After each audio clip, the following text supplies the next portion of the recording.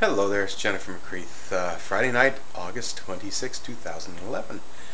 See, my friend Josie on Transistor Radio has uploaded a video that discusses timelines and requirements for sex reassignment surgery, so I thought just for fun I would give you my timeline just so people realize what this journey can look like. Now, I transitioned to Newfoundland, Canada, where there are practically no trans health protocols, policies really. Very few medical resources. 2007 January I came out to myself as transsexual. What did I do then? I moved to Newfoundland. There you go. Took a job in Newfoundland. Got myself in shape. You cannot have sex reassignment surgery unless you're in pretty good physical shape, and I was not at the time. I was 250-pound couch potato. So I took up running.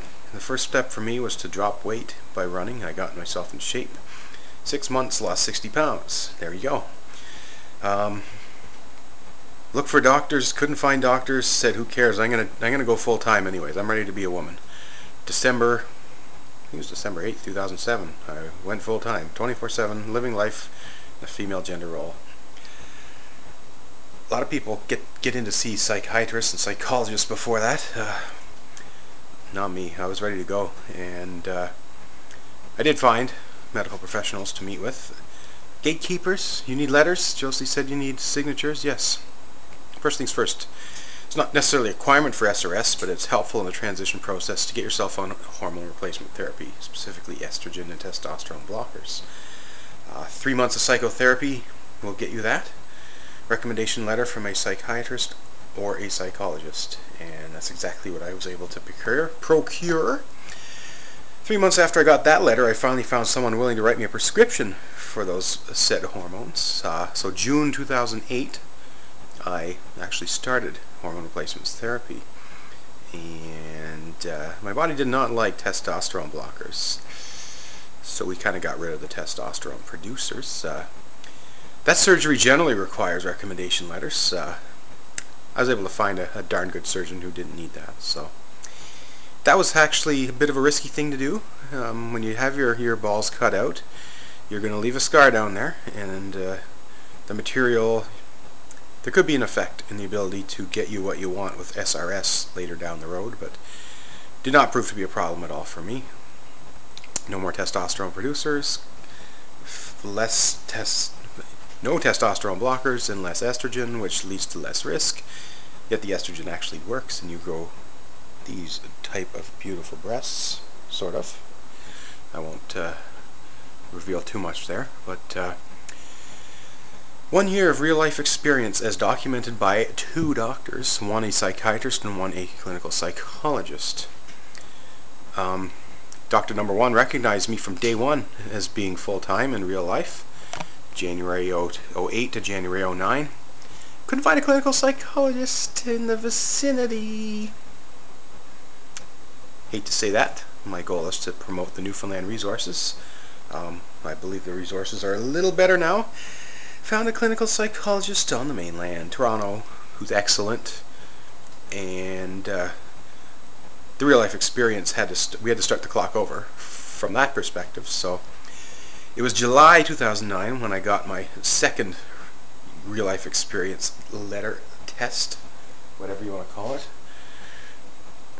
and it was then I was able to take those 2 letters.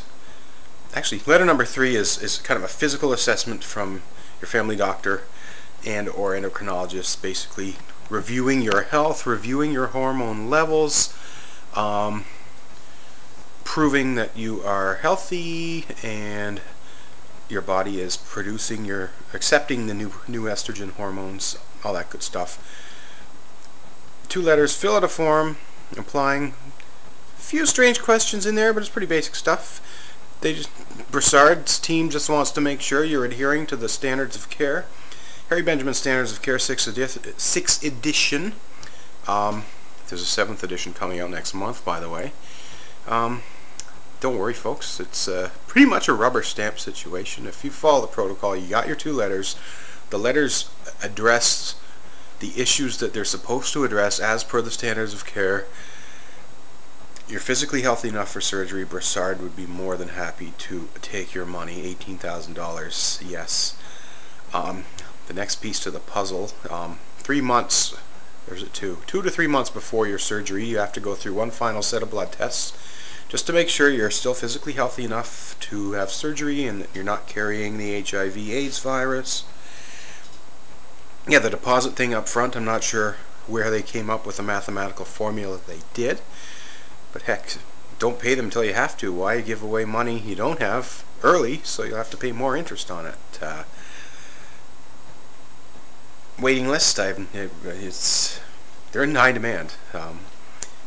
One of the best in the world, the only one in Canada that really knows what they're doing. When did I call them? I think I actually waited till September. Oh, when was it? I'm losing my train of thought here. Yeah, I think I called them September 09. Said, look, I've got my 2 letters, got my healthy letter. I want to book for January 2011. So they initially were able to book me, I think, 6 to 8 months afterwards. So they are booked up. I wanted to do this in the winter because I figured if I was going to be away from my lovely home in Newfoundland for a couple weeks, why not do it in winter when it's dark and cold and snow and all that good stuff. So yeah, there we go. By 2010 I had gained back some of the weight I'd lost, so I actually picked it up a notch, even on bad knees. Ran a little longer, a little harder there, and got myself down to acceptable weight limit, and passed my blood tests and was in good health and ready to go. So let's see. Self-discovery is trans, January 07. Sex reassignment surgery, January 2011. About 4 years to get there. Some people say I worked and rushed pretty quickly to make this happen. Yeah, I don't know. There you go. That's my story. That's my journey. That's my timeline. Not done yet. There's still more work to be done on this body. I will throw in that progesterone, the secondary female hormone, a natural hormone. The folks in Canada don't seem to want to prescribe it, but they will in the States.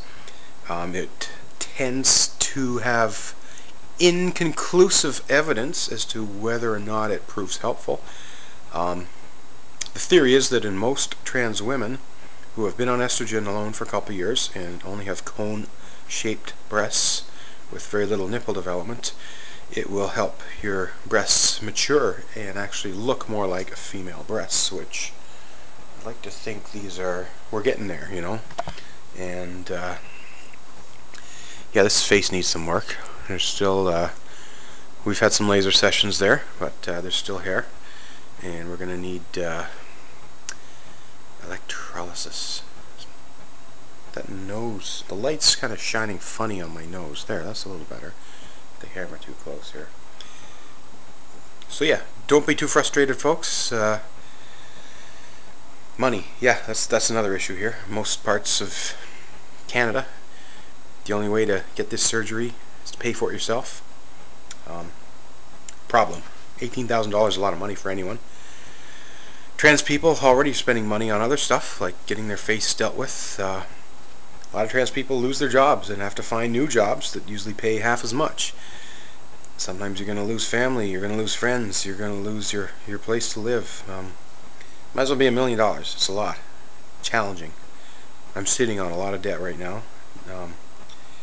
But yeah, that's basically what we're looking at, folks, and that's why I'm putting together the East Coast Trans Alliance, so we can go and knock on doors and yell at government and say, clean up your act, give us equal access to health care. If our doctor says we need care, give us the care, pay for the care in a timely manner.